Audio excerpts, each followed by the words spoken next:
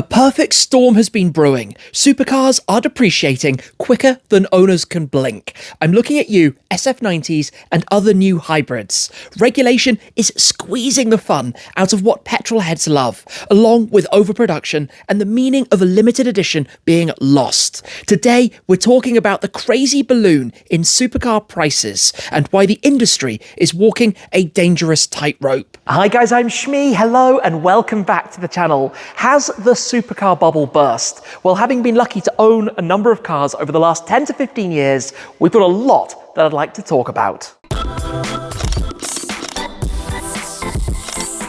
Later on, I want to get into a lot more detail, some of the numbers behind the cars that I've owned, which will probably surprise you when we start going back to cars I had about 10 years ago. My R8, my McLaren MP412C, the 650S, my AMG GTR, because I think it's really interesting when you compare some of those cars to some of the poster childs of depreciation in the current era, like the SF90. Now, to set the scene a little bit, to understand the background, there are a couple of different topics. One I'd like to talk about is what's changed over the last 10 years. Then to talk a little bit, and not go too much into it, but the geopolitical specifics of the United Kingdom. And then we have the overproduction from different manufacturers before a little bit more about the fading interest. I don't really know how better to describe it. So first up, the last 10 years, right? I've been lucky to be part of this supercar world from around 15, 16 years, well, actually technically more like 20 years ago. My first super sports car really, was the V8 Vantage Roadster, which I bought back in 2010. But the world has changed a lot since then. Firstly, cars have transitioned from being purely passion purchases to being seen as an investment vehicle, which has changed massively. Secondly, social media. Social media didn't really exist 15 years ago. So the way that people talk about these new cars, 15 years ago, if Ferrari launched a car like this, nobody would have a platform where they're commenting on whether they like the black bar across the front or not. That's a huge, huge change. You also have, obviously, the global pandemic, which had a massive impact in terms of how people felt about spending their money, but also in terms of the bubble that literally came right after it, where there was a lot of cash. In the early 2020s, people were buying a lot of cars. So production seriously ramped up, lots of new brands popped up out of the woodwork. So these 10 years have seen this enormous change and transition along the way. Next up, here in the UK, we're this strange little bubble on an island, right? We have our own things going on that are slightly different to the rest of the world. If you're in the United States, there are tons of different states, lots of cars, massive audience. In Europe, cars can move between countries as well. But here, one of the biggest things is that we have our steering wheels on the right-hand side, and there aren't that many countries in the world. It's a little bit less than 30% of the cars in the world have steering wheels on the right, which means if the cars are going to be exported or sold, there are very few places they can go, and most of those countries have very high taxes. So we are kind of this one singular place. Now, in recent years, for all sorts of complicated political and economic reasons, there's been a bit of an exodus of wealthy individuals to the Middle East, to all sorts of different countries, and the result of that is slightly fewer people and more people offloading assets like expensive cars. And obviously, therefore, the supply versus demand that you learn at a very young age doesn't exactly bode well in the favor of values of cars like these. As a result of the, I'm going to say, overproduction then in the early 2020s, because with people feeling very cash rich, a lot of folks were out ordering Ferraris, Lamborghinis, McLarens, Rolls-Royces, Bentleys. Finance was relatively easily available. People were fed up with being stuck at home, so why not go and buy a nice car? And what it meant is that manufacturers ramped up production, lots of new names popped onto the scene, and you ended up with 2022, 2023 being record numbers for many brands. The highest production they'd basically ever seen. I mean, Porsche is a very big example of that.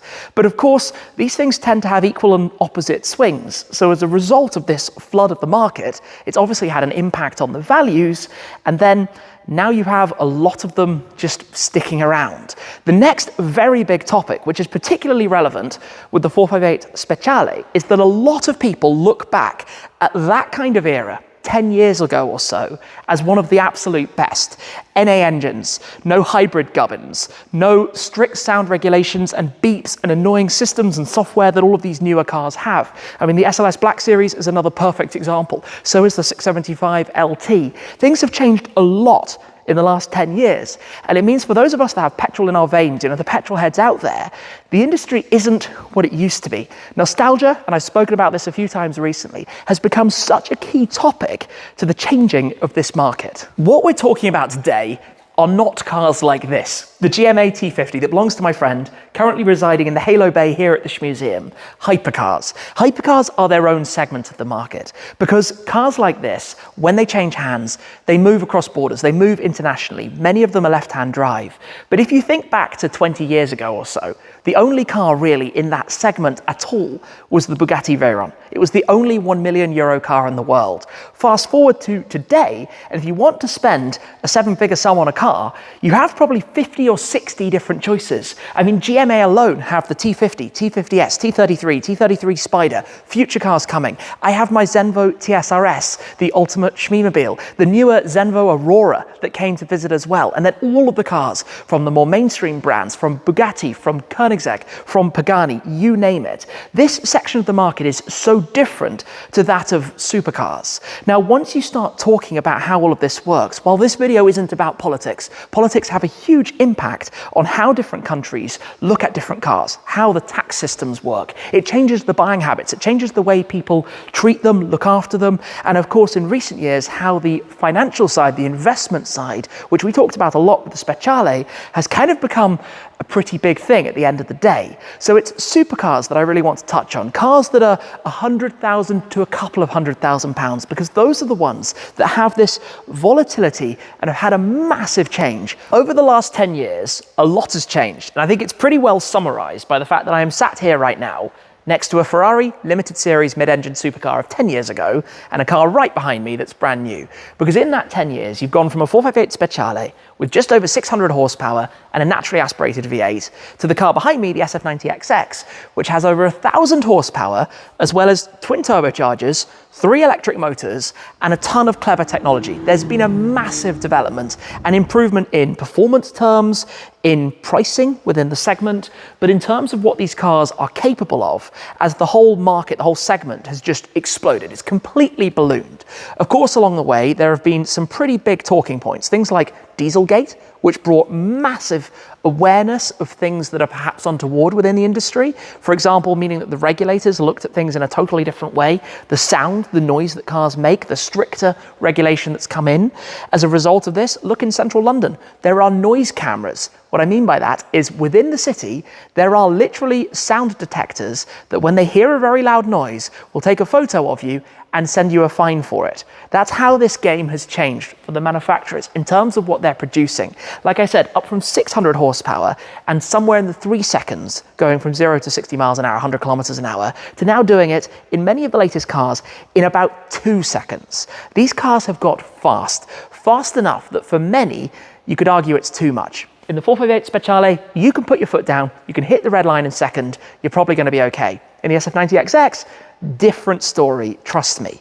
It's not just that though, it's also the weight of cars. I mean, my 675 LT, or if you had a 675 LT Coupe, dry weight, 1,240 kilos. To give you a comparative figure, new Lamborghini Temerario, which I think in many ways is kind of in the same position in the market, quite light relatively speaking, lots of power, looks amazing to what that was back at the time, but the Temerario's dry weight is 1,690 kilos, 450 kilos heavier than that car. Of course, it brings with it lots more in terms of the technology. You're carrying a battery, you're carrying electric motors, but also the usability, the features and creature comforts that you have within the car. The market is changing. These cars are not only getting faster, they're doing more, they're more approachable, they're more usable. It's so different to what it was 10, 20 years ago. And Lamborghini is a fantastic example because if you look back at what their cars were not all that long ago, to be honest, they were pretty clunky, pretty awkward, pretty impractical, pretty useless in so many metrics,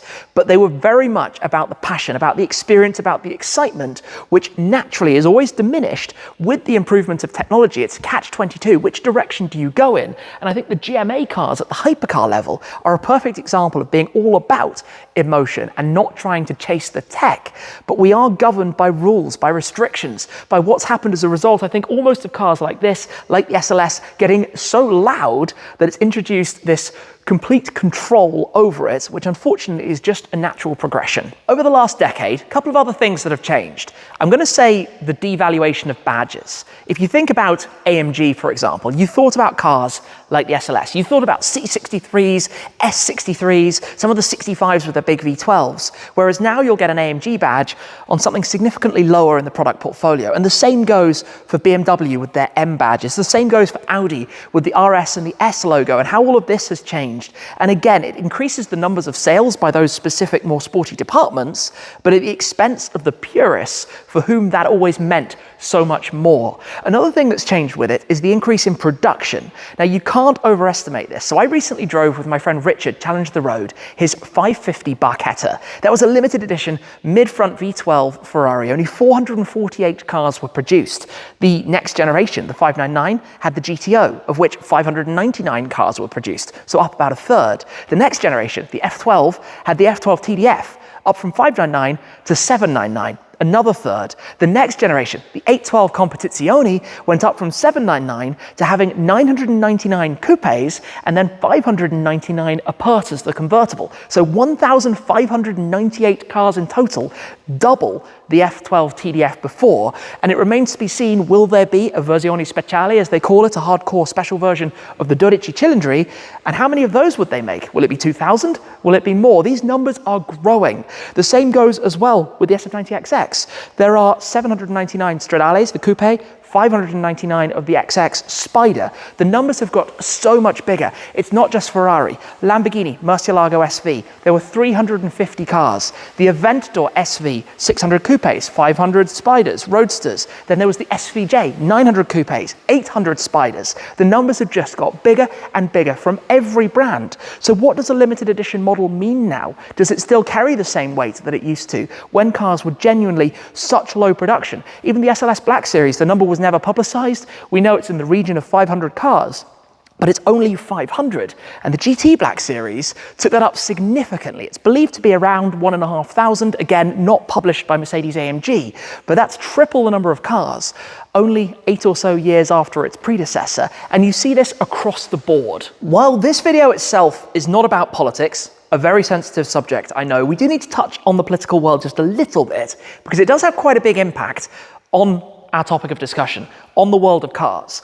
And for example, the obvious, this year, there have been the introduction, reintroduction and changing of the tariffs in the United States. And while for manufacturers, that changes their production plans, it changes their pricing, Ferraris, for example, and where they sit, from the rest of the world's perspective, it's also created this volatility. Markets gone up and down and moved around all sorts, which has an impact on cars in the way that you might not have thought, because it introduces some nervousness to the market where people are putting their money.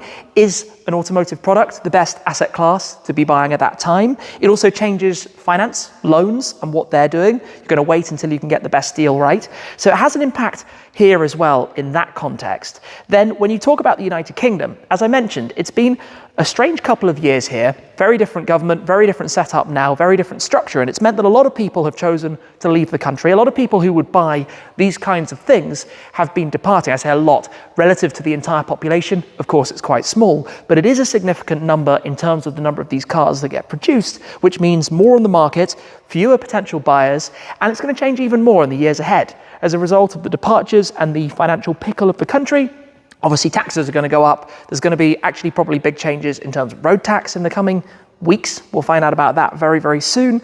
But it's meant, again, that you have this hesitation, you have this nervousness in the market. And of course, that's almost corrected it back to where I would say it probably should have been, but for quite different reasons. And it's always going to be up and down. There'll be a period with boom again down the line at some point. There'll be a period of massive decline. It's the way these things go. What do we know then about the sales impact? Well, I think unless you've been living under a rock, you know that a car like the SF90 has tumbled quite significantly in its value.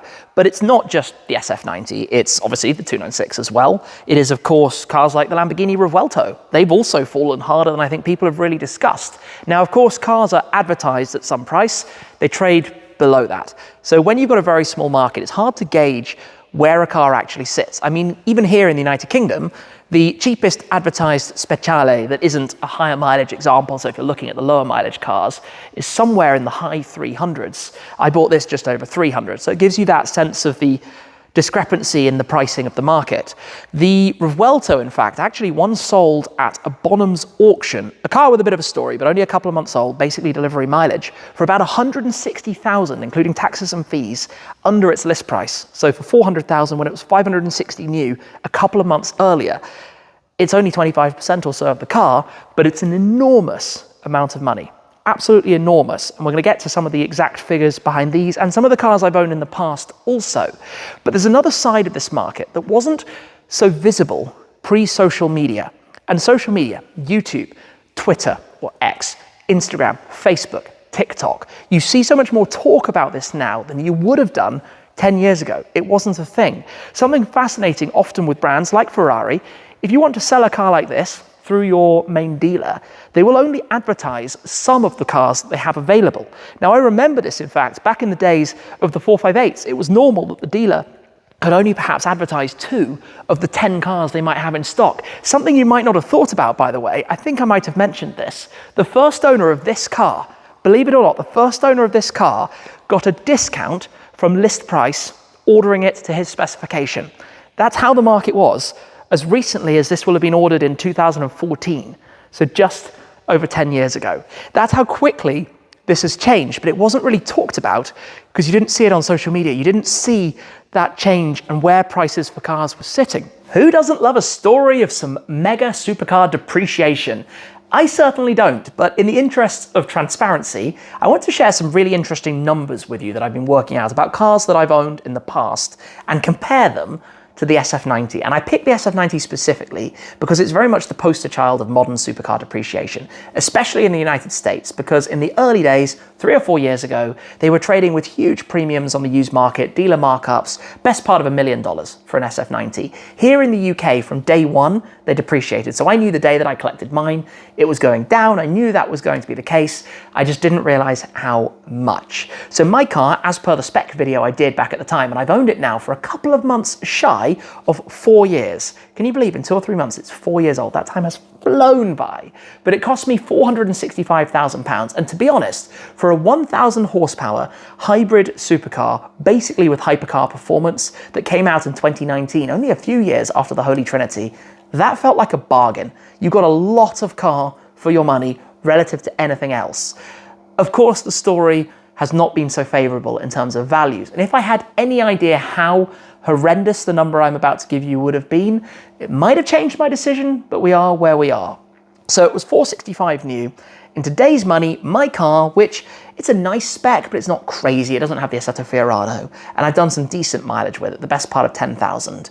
It would hit the market for something like 265. So down about £200,000 from new, which is horrific, but that represents a loss of around 43%. So it's about 57% of its original value. And that's actually a lot better than the market in general, losing about 10% a year. To give you an example, right, I've recently sold my Mustang Dark Horse. Got to 2 years old, sold it. I sold it for about 70% of its new price. So that's lost 15% a year. And that's actually not that bad compared to most cars that you buy in this world. And I want to give you some examples if we go back in time. And I'll go through these quite quickly, but some of the numbers are so interesting. My Audi R8 that I bought back in 2012 when it was 2.5 years old cost me £82,000. That car had been 135 new, so it had lost 39% in just 2.5 years. My McLaren MP4 12C, one of the first, I think, really recognizable Schneemobiles that I purchased at the end of 2013. It was a 1-year-old car that had cost its first owner £225,000. I bought it for £127,500, 44% off in 1 single year. My Ferrari FF that I bought in 2015, in fact, 10 years and 1 month ago, that car that was 2 years, 9 months old had cost new $305,000. I bought it for $160,000. 48% off, because big V12 Ferraris, the flagship Ferraris, often depreciated like that back at the time. The AMGs, the GTRs, I've lost a lot between my 3 AMG GTRs, but the first one, the Beast of the Black Hell, I had it for 2 years. Its new list price was 160. I sold it after 2 years for 107. 33% off. Again, more than 15% per year. My 911 GT3, my 991.2 GT3, really interesting story because at the time, you could just buy one in Europe. It didn't have the same demand as the UK and the US. And I bought it from Porsche Amsterdam in euros for 185,000 with my spec. I sold it after 6 months for 160. I lost 25,000 euros, about 14% in 6 months on that car, which is crazy to think about, but that was a little bit more normal. Even my Roma that had cost me 265,000, I had it for 12 months, sold it recently for about a 25% loss. And don't get me wrong, 25% of that amount of money is terrifying and not ideal, but it's what you expect. It's what cars normally do. It's what the market normally sees. Yes, there are exceptions. My AMG GT Black Series that I bought 4.5 years ago for 335,000, probably worth something similar today. My STO that I had bought back actually at around the same time cost me 317. In today's money, probably that car would be about 260. So it would have seen a loss of about 20% in the 4 years. So done a little bit better, but at one point it would have been 230. It's actually come up a little bit as well. So once you start factoring all of these in, you think, yes, the SF90 has lost 10% a year. It's actually way stronger than the rest of the market, and it's pretty strong compared to what you saw with these cars 10 years ago. It's just that 10 years ago, you didn't know about it necessarily because it wasn't discussed. There wasn't social media in the way there is today to see these numbers and to know what they did. So all of the hype and the hysteria around how much an SF90 has lost is actually not that bad, relatively speaking, or against market expectations, against what these things do. Let's talk about the future of all of this. I want to give you some thoughts on some of the cars here, maybe some controversial thoughts on other ones as well. But to get to the future from today, let's think about the future from then. 10 years ago, I said that the Speciale, this particular car, was sold with a discount at the time. And that was surprisingly normal. These cars were hard to sell. Even the 458 Speciale, which looks amazing, drives amazingly well. The limited series Ferrari V8 that you had to have some kind of relationship to be able to purchase, that was winning all of the Car of the Year awards at the time. They couldn't sell them that easily. The same story goes for the Porsche 997 GT3 RS 4.0, the 4-litre. They were awkward on the market. P1s, McLaren had a harder time selling them all. 918s, Porsche really struggled. If you then take into account inflation, the price that this car was bought for over a decade ago was actually more in today's money than I've paid for it, about 30 or 40,000 pounds more. And that's something you see across the board. The P1s, trading now for about 1.2 million pounds, but back then, 866,000, which in today's money means they're actually cheaper now than they were then. And that's not even taking into account the fact that you've got storage, you've got insurance, you've got servicing, you've got consumables, you've got all sorts of other running costs, financing costs along the way. So actually, interesting to look at it that way. The SF90 XX. Now this is super interesting because right now, these are trading for about 50% over what they cost here. It's even more in some other markets. That's of course for a couple of reasons which we should touch on. Number one, it's a limited Ferrari that nowadays, to be able to secure, you need to have had some losses on some other cars. It's part of the Ferrari game that you know. Number two, there will always be the flipping world. People who just want to skip the queue, have the latest and greatest, whether it's a new car, whether it's sneakers, whether it's a brand new Rolex watch, whatever it might be. That's just normal in the world. That's how things work. So that's very interesting. I don't know where it's going to hold. The 12 Cilindri. Now, I spoke for many years about how much I loved the 812 Superfast. I had two GTC4 Lassos, which were, 95% of an 812, but I always loved the 812. The reason I never went for one is that it was standard back in 2018, that if you purchased one and spent roughly £325,000 on it, after 12 months, you'd have lost a third of that. You'd have lost over £100,000 on the car. So when the 812 GTS came out, which I absolutely adored, I thought heavily about it. It would have specced up to about £400,000, and I couldn't stomach the idea of potentially losing a third of that in a year on an 812 GTS. Now, this is where we get into that strange bubble, the topic that we're discussing, because it was very much this period, 2021, 2022, 2023, when they didn't depreciate. The market was so buoyant, it was out of the norm, it was illogical. Who knows what's going to happen with this, but you buy into a car like this. Yes, you think the first ones will trade for a little premium because somebody will want the first one who didn't order it, but you don't expect it to to hold its value. You buy it to enjoy it, to own it, and to drive it. And I want to come back to that as well. Now, cars like the Ford GT, at one point, this was a $2 million car on the market. Now it wouldn't even be $1 million, well under that. The market completely softened. It got a little bit older. People have moved them on from collections that have had them from new. People have traded them on to move into their Mustang GTDs and other cars.